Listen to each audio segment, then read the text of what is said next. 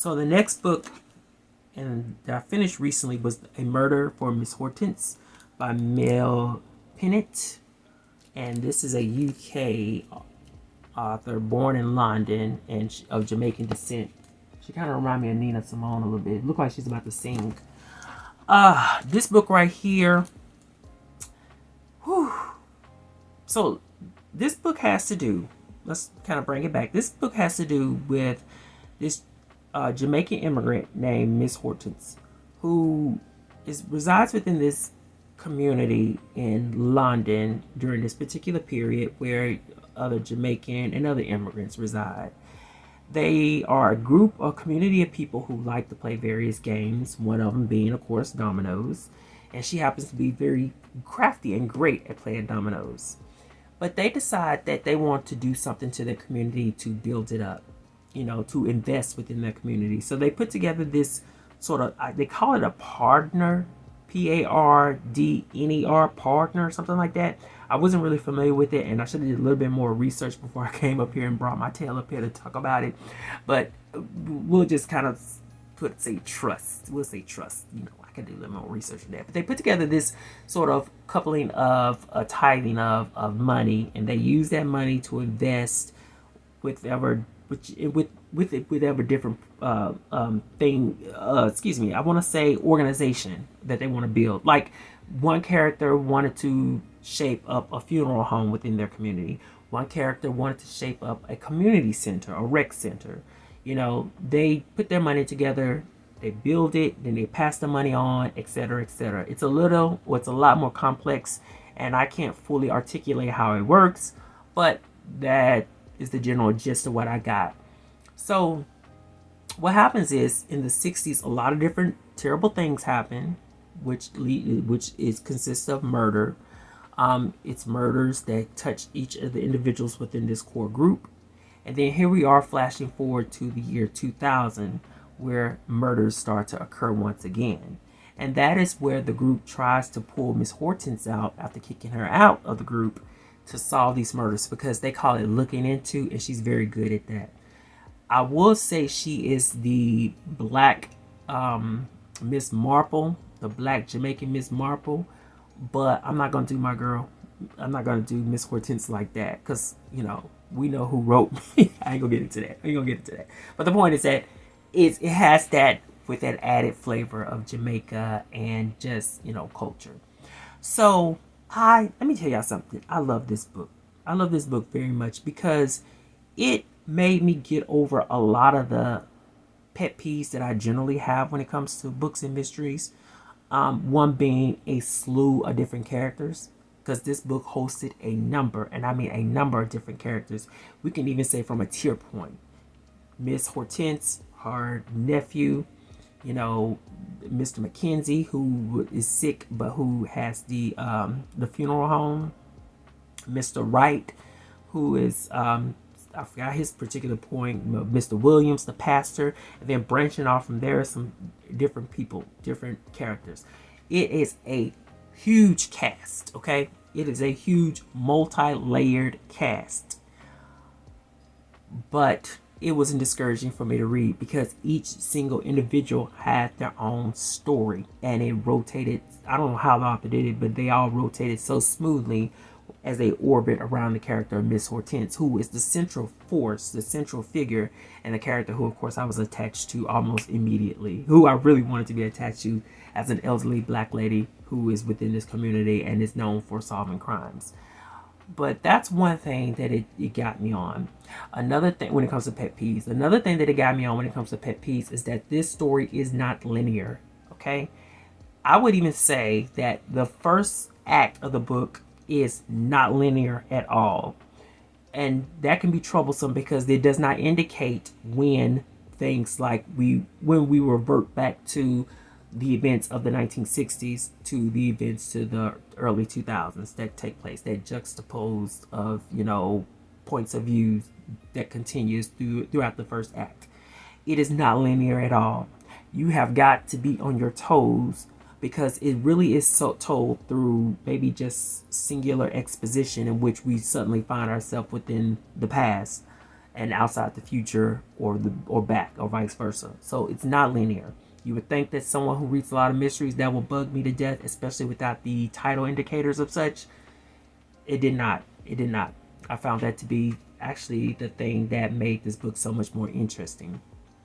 And then another pet peeve that I typically find in mysteries that this book did not discourage me from is that, I guess we could say, like, the unreliability of some of the character of Miss Hortense, where you are not really sure how much of a role does she play, because there was a very big prominent point within the book, for a majority of the book, where I kind of felt like, well, hell, maybe she's the one that's killing people. I honestly felt that way, and I can't even explain how the author got me to sort of switch into that point of view, but I did question whether or not the character of Miss Hortense was actually the one that was committing these murders, especially given, well, orchestrating or arranging how these murders were to be committed, especially given how she once was a nurse. So she has that practicality of medicine, that she can make certain things happen to people. But and plus she's super intelligent. But I'm just to be so honest with y'all, none of these things bothered me because I was so soaked in and absorbed into the story.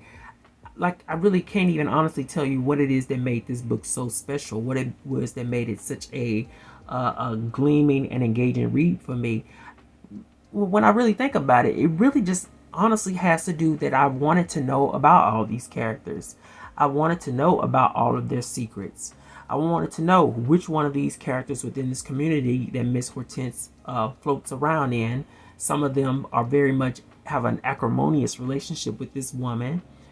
Some of them have an accusatory mindset when it comes to this woman, and her very much vice versa. I just wanted to know about everything.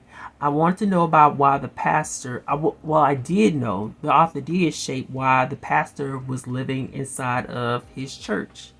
You know, I wanted to know what it was in the past that caused Miss Hortense's best friend to be killed in a vehicular accident.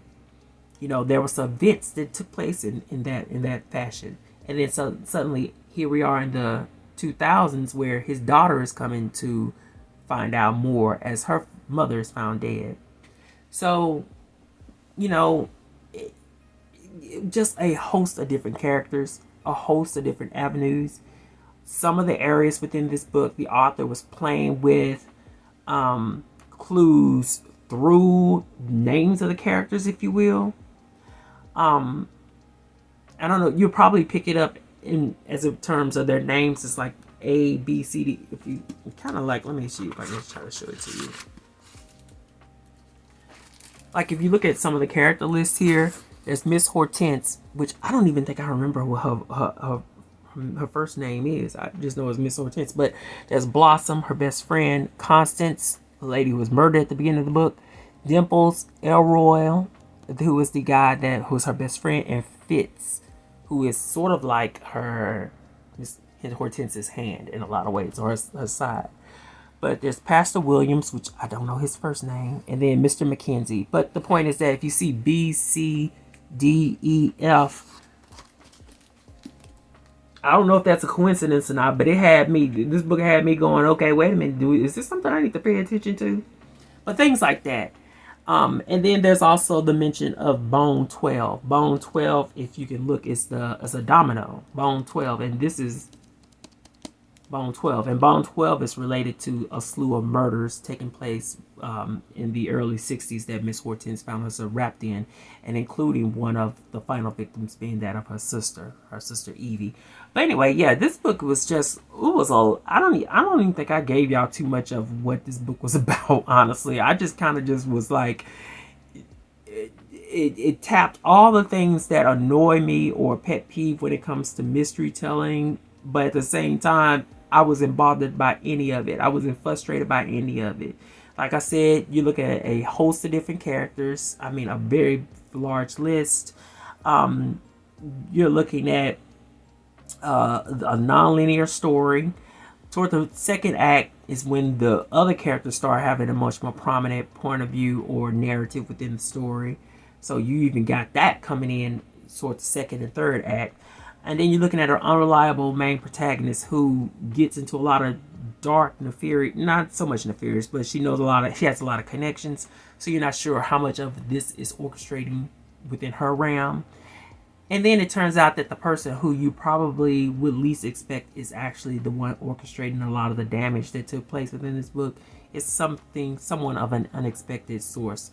So Miss Hortense, A Murder for Miss Hortense was a 5-star read for me. And then I love that at the end of the book, we had the calling of the round table of suspects, and then the breakdown of the events all together from the 60s on up into the early 2000s murder. So yeah, it was this was a casserole. This was a casserole of a mystery, and it will take a lot of your attention to get through each layer and to digest. But like I said, for me personally, I loved these characters. I love their stories. I love their different, just perfect for me. It was great for me. I couldn't believe that I finished. Well, I could believe that I finished it because I was so enthused to read it.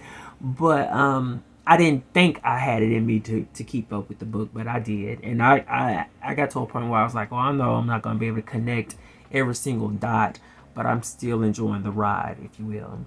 So that is it, y'all. That is all that I have to share as it regards my reading for the month of July. I am trying to close out the month reading Richard Morgan's The Dark Defiles, which as soon as I turn this camera off, I'm going to get back into it. So I'm on 164 pages.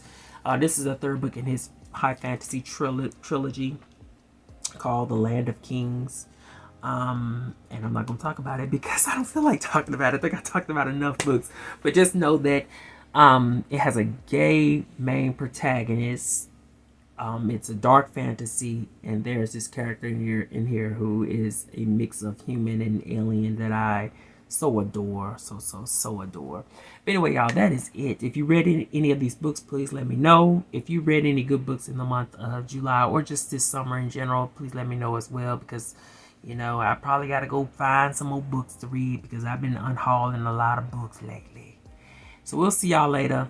Peace. This thing is the truth. It's gonna be loud. Oh, it's the truth. Ooh, it's the truth. Bye, y'all.